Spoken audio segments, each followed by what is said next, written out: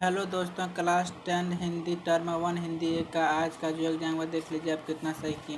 First question दिया गया कि साहस की ज़िंदगी सबसे बड़ी क्या होती है, तो इसका आंसर हो जाएगा ज़िंदगी। अगला क्वेश्चन बोला कि जनमत की उपेक्षा करके जीने वाले आदमी दुनिया की असली क्या होता है, तो इसका आंसर हो जाएगा ताकत। फिर बोला किस मनुष्य की पहली पहचान यह है कि वह किसी के बारे में कोई चिंता नहीं करना, तो इसका आंसर हो जाएगा साहसी। फिर बोला जन्मत शब्द कौन सा समास जन्मत शब्द कौन सा समास है, तत्पुरुष में। फिर बोला अड़ोस पड़ोस को देखकर चलना वह कैसा जीव का काम है, तो इसका आंसर हो जाएगा साधारण जीव का काम है। अगला क्वेश्चन देखते हैं, क्वेश्चन नंबर 6 बोल रहा है कि हंस लो दो क्षण खुशी मिली वरना जीवन भर क्या है, तो इसका आंसर हो जाएगा कंदक। अगला क्वेश्चन दिया कि दूर तलक किसकी गत का था, तो इसका हो जाएगा धरती का। फिर बोल रहा नील गगन का एक अर्थ एक शब्द क्या होगा, तो इसका होगा नीलांबर। फिर बोल रहा खिलता फूल क्या हो जाता है, तो खिलता फूल प्लान हो जाता है। फिर बोला जब सावन घिर जाते हैं तब कौन छिप जाता है, तो इसका आंसर होगा शशि। अगला क्वेश्चन दिया कि निम्न में से किस वाक्य में कर्मक क्रिया, तो इसका आंसर होगा बच्चा खेल रहा है, कर्मक क्रिया है। अगला क्वेश्चन दिया है क्या निम्न में निम्न में से कौन सा वाक्य सकर्मक क्रिया का उदाहरण, तो इसका आंसर होगा रोटी खा रही है, सकर्मक क्रिया का उदाहरण है। क्वेश्चन नंबर 13 बोल रहा है कि गुरु का एक अर्थ होता है, तो इसका बन जाएगा शिक्षक, और दूसरा तो इसका आंसर होगा भारी। गुरु का एक अर्थ क्या होता है, भारी। अगला क्वेश्चन बोला निम्न में से कौन सा श्रेष्ठ का अनेकार्थी शब्द नहीं है, अनेकार्थी शब्द इसका आंसर होगा श्याम। आजीवन कौन सा समास है, आजीवन जो अविभाज्य समास है। फिर बोला रचना के आधार प्रवाह कितने प्रकार के होते हैं, रचना के आधार प्रवाह 3 प्रकार के होते हैं। फिर बोला मेरी इच्छा है कि मैं डॉक्टर बनूंगा, कौन सा वाक्य है, तो इसका आंसर मिश्र वाक्य है। पिताजी के द्वारा अखबार पढ़ा गया वह कौन सा वाच्य है, तो कर्मवाच्य पिता के द्वारा। अगला क्वेश्चन दिया कि विद्यालय घर के डैश, तभी क्या होगा विद्यालय घर के निकट है। अगला क्वेश्चन दिया वाच कितने प्रकार के होते हैं, तो वाच 3 प्रकार के होते हैं। अगला क्वेश्चन दिया उपयुक्त गद्यांश में कवि कौन है, तो इसका आंसर हो जाएगा नागार्जुन। कौन है, नागार्जुन।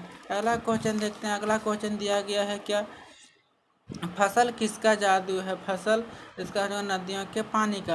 अगला क्वेश्चन बोल रहा फसल किसका गुणधर्म है, तो फसल जो है मिश्रित मिट्टी का गुणधर्म। बोला फसल किसका रूपांतरण है, तो क्या लिखेगा फसल सूरज की किरनी का रूपांतरण है।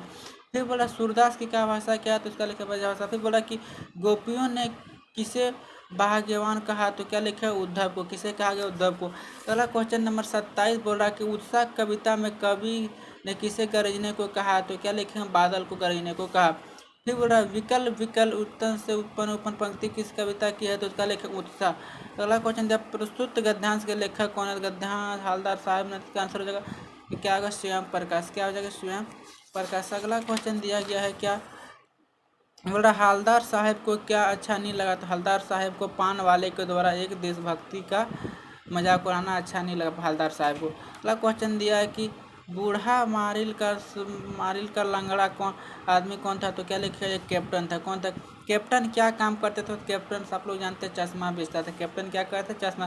फिर बोला बाल गोविंद भगत किस प्रकार का पाठ है, बाल गोविंद भगत किस प्रकार का पाठ है, तो आंसर हो जाएगा रेखा चित्र पाठ है।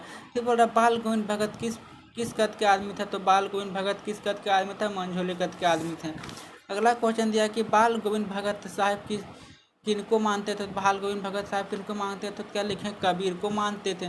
फिर बोल रहा कि बाल गोविंद भगत की संगीत, क्या बोल रहा बाल गोविंद भगत की संगीत साधना का चरम उत्कर्ष किस दिन देखा गया, तो इसका आंसर जिस दिन उनका बेटा मर गया। अगला क्वेश्चन दिया कि प्रस्तुत गद्यांश के लेखक कौन है, तो इसका आंसर शिव पूजन शाह। अगला क्वेश्चन दिया गया क्वेश्चन नंबर 38 देखते हैं।